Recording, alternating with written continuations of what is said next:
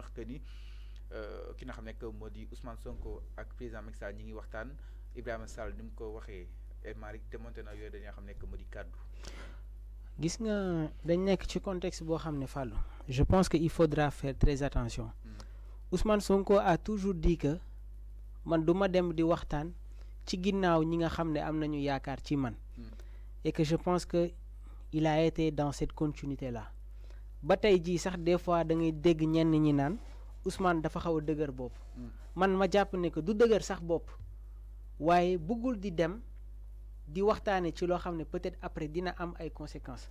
Ousmane Sonko pèse très lourd dans l'actualité politique c'est une réalité politique moo nag moom moo tax man tey rus naa nekk sénégalais ñu dem ci ay élections dimanche jot gisuñu Ousmane Sonko man gàcce boobu moom yaakaaruma ne sax peut-être que dinañ ci yegg léegi nag dafa am loo xam ne am na certaines définissent la politique comme ruse deal tromperie ça c'est une dimension dans la politique mais pas au sens large xaw ma ndax yaa ngi may dégg maanaam beaucoup définissent la politique comme ruse deal tromperie ça c'est une dimension dans la politique si récit sax mi ngi si doon jaaraat concernant li nga xam ne moom mooy kàddu yi nii c'est-à-dire aujourd'hui ñenn leader politique yi joxuñu importance à la parole donnée maanaam sàmm sa kàddu ay leader politique yu bëri amuñu ko moo tax ma ne la gis nga jamono jii nii si cette population fait ce choix sur Ousmane Sonko parce qu'il a été constant dans ses dires soo demee si ginnaaw kàddu yi muy wax da nga ciy bàyyiwaat xel nga gis ko wala tey jii mu junj la nga gis ko à la fin Ousmane Sonko a parlé de beaucoup de choses même mbirum terrorisme nii mi bi mu koy sax wax tollu ñu woon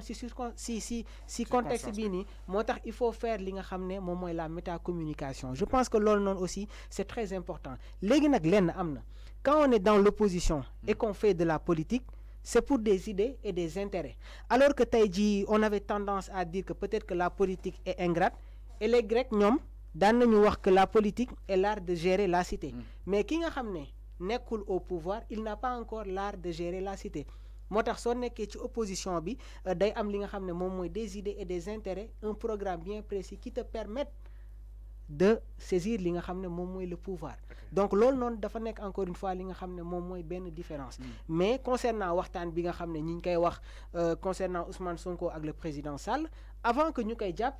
daan nañ fi sax wax ne que peut-être le roi Mohammed VI dina intervenir pour mu am une discussion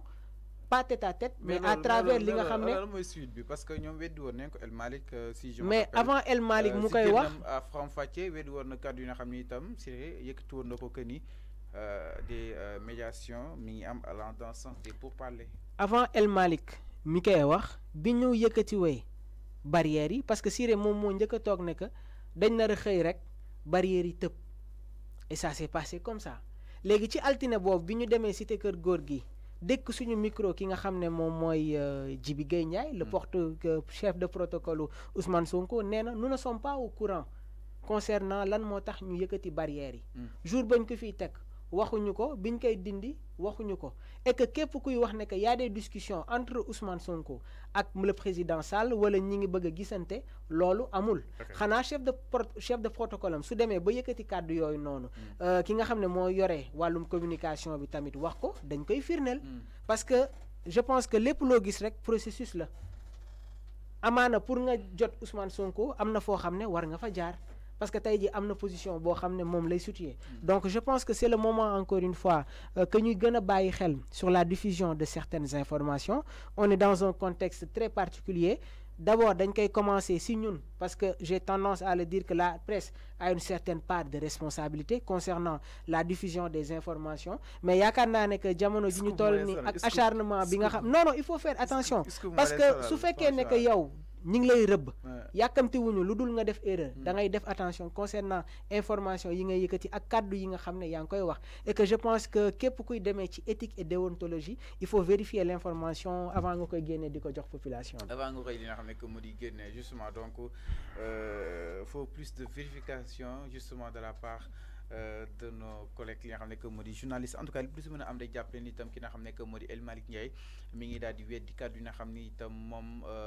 lañ daal di biral que ni ay pourparlers am na digganteeg Ousmane Sonko ak ki nga xam ne que moo di le président Macky Sall mu daal di wax ni fu mu toll nii amul benn médiation bi nga xam ni itam ñoom ñaar ñu koy daal di amal lu mu mën a jàpp si wàllu situation mooy exiger li nga xam ne mooy la libération bu Ousmane Sonko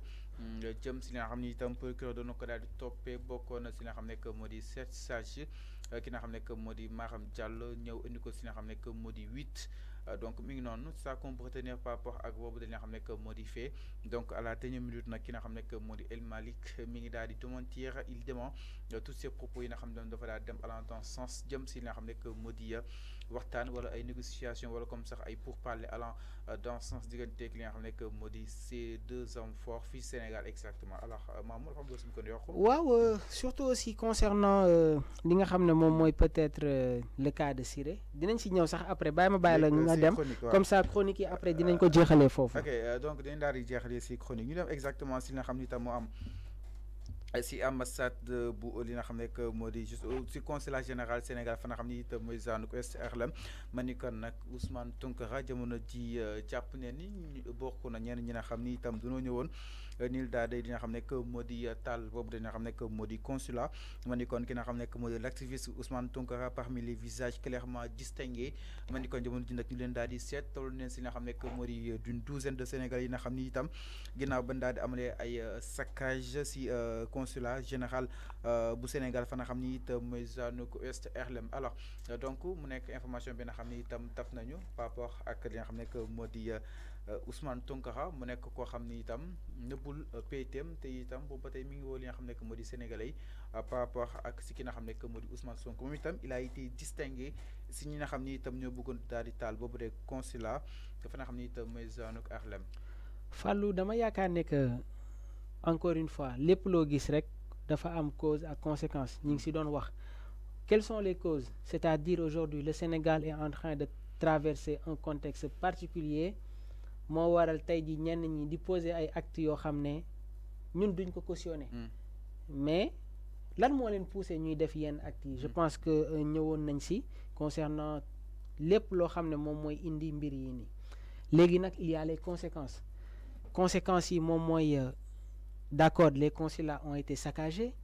parce que le pays traverse un contexte particulier, parce qu'il y a l'injustice, parce qu'il y a le bafouement de la démocratie. waaye nag nit am na foo xam ne soo fa tollee surtout nga nekk à l'étranger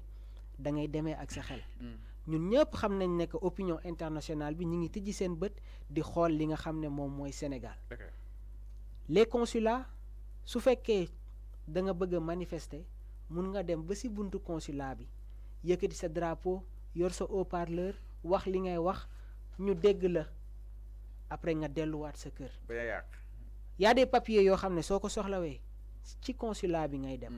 maa ngi la ko doon wax màggal baa ngi ñëw dalay leer ne am na ñoo xam ne dinañ soxla ay kayit du ñu ñëw léegi consulat yi soo ko yàkkee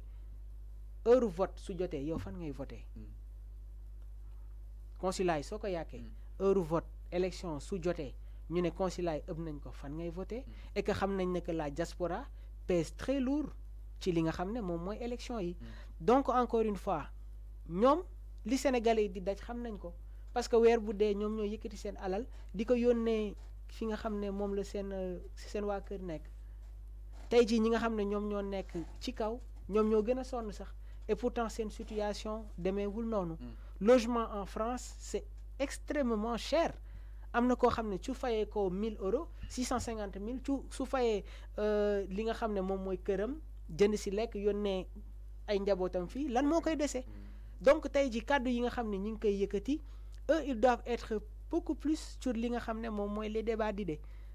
international ñi ngi leen di déglu foofu sax moom lay gën a yomb parce que tey ji même regarde ce qui se passe avec Juan Branco nee na il va saisir li nga xam ne moom mooy les autres institutions parce qu'il y a des choses anormales qui se passent dans ces pays il ne l'a pas fait ici il l'a fait au niveau international donc concernant le saccage des consulats ak yeneen encore une fois nañu nekk beaucoup plus dans la réflexion ak lu injustice am demal ak sa xel parce que aujourd'hui yaa ngi wax sànq West Harlem foofu noonu autorités yi ñi ngi distinguer ñan ñoo def saccage yi et il faut le dire il y aura des répercussions